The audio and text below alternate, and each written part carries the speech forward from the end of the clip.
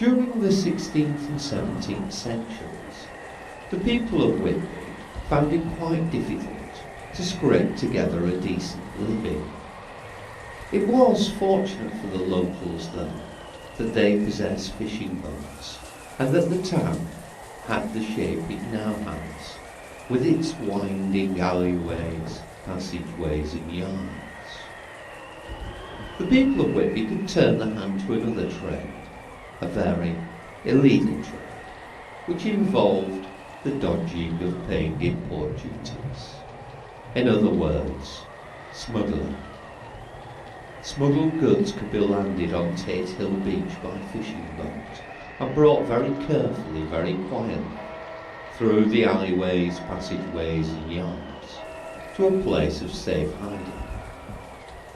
As the 16th and 17th centuries progressed, smugglers became rather more ingenious in their ways of bringing contraband into the town, and secret passageways were dug on both sides of Whitby.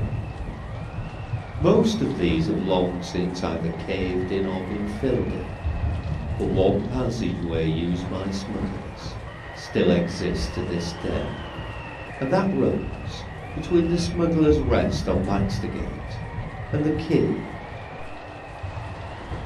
It is not usual for rows of houses in fishing villages to have their cellars connected by a doorway, so it was possible for a smuggler to go into one end of a row of houses, down into the cellar, and then travel the whole length of the road, completely unseen.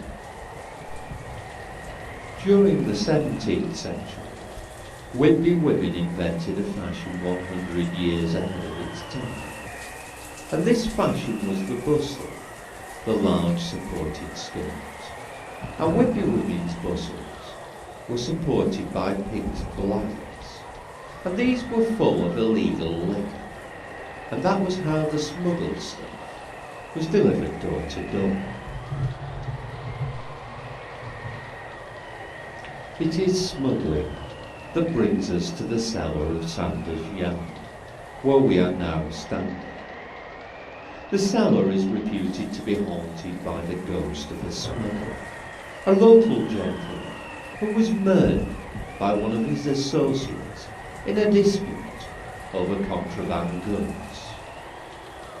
To this day, the smuggler haunts Sanders Yard cellar, and it is said that his presence is very oppressive.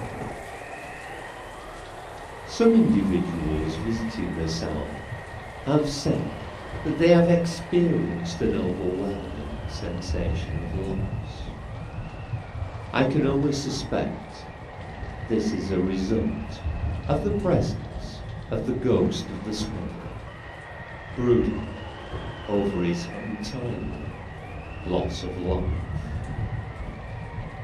It is said that if you are the type of person one might describe as psychic, and you stand in the cellar for long enough, you will begin to feel the ghostly blade of the knife that killed the smuggler against your back.